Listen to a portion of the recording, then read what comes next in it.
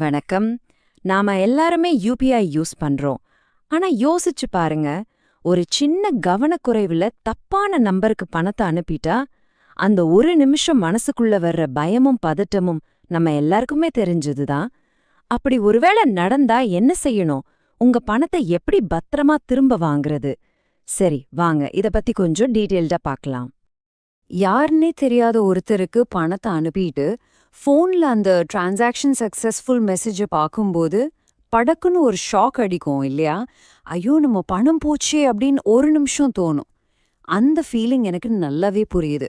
ஆனா இனிமே நீங்க அதை பத்தி கவலைப்பட தேவையில்ல. ஆமா, நீங்க கேட்டது 100க்கு 100 உண்மை. நீங்க தப்பா அனுப்புன பணத்தை திரும்ப எடுக்க முடியும். இது ஏதோ கட்டுக்கதை கிடையாது. இதுக்குன்னு ஒரு முறையான வழி இருக்கு. உங்க பணம் முழுசா கைவிட்டு போயிடல. இப்போ இருக்கிற டிஜிட்டல் உலகத்துல யூபிஐல இப்படி தப்பா பணம் அனுப்புறது ரொம்ப சாதாரண ஒரு விஷயம் ஆயிடுச்சு. ஆனா நல்ல விஷயம் என்னன்னா, இந்த பொதுவான பிரச்சனைக்கு ஒரு தெரிவான தீர்வும் இருக்கு. நிறைய பேர் என்ன நினைக்கிறாங்கன்னா, பணம் தப்பா போயிடுச்சுன்னா அவ்ளோதானு. ஆனா உண்மை அது இல்ல. உங்க பணம் நிரந்தரமா காணாம போகல. நீங்க சரியான நேரத்துல சரியான ஸ்டெப்ஸ் எடுத்தீங்கன்னா போதும். உங்க பணத்தை மீட்கிறதுக்கு ஒரு வழி இருக்கு. இது வெறும் வாய் வார்த்தை இல்ல, ஆதாரபூர்வமாவே இது உறுதி செய்யப்பட்டிருக்கு. தப்பா அனுப்புன பணத்தை திரும்ப வாங்குறது சாத்தியம்தான்.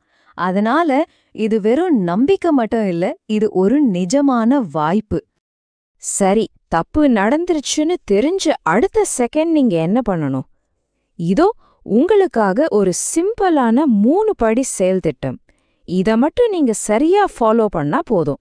முதல் ஸ்டெப், ஒரு நொடி கூட லேட் பண்ணாம உங்க பேங்க் அல்லது நீங்க யூஸ் பண்ண பேமெண்ட் ஆப்போட கஸ்டமர் சப்போர்ட்டுக்கு ஃபோன் பண்ணி சொல்லணும்.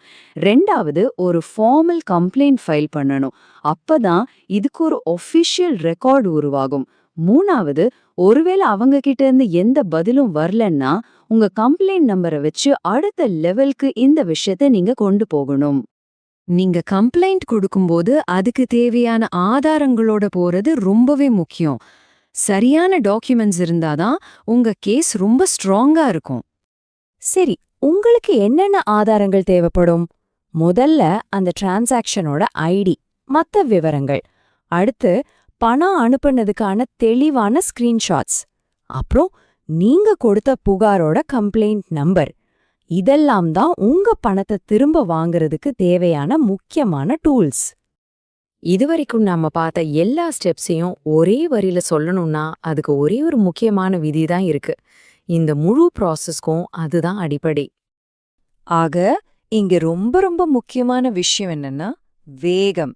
நீங்க எவ்ளோ சீக்கிரமா செயல்படுறீங்களோ அந்த அளவுக்கு உங்க பணத்தை திரும்ப வாங்குறதுக்கான சான்ஸ் அதிகமாகும். ஒவ்வொரு நிமிஷமும் முக்கியம். தப்பு நடந்துச்சுன்னு தெரிஞ்ச அடுத்த கணமே ஆக்ஷன்ல இறங்கிடுங்க.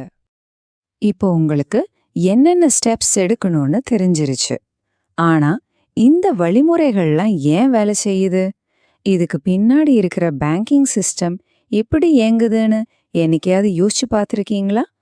நாம தினமும் யூஸ் பண்ற இந்த பண பரிவர்த்தனை முறைகளை பத்தி இன்னும் ஆழமா தெரிஞ்சுக்க இந்த கேள்வி உங்களை தூண்டும்னு நம்புறேன்.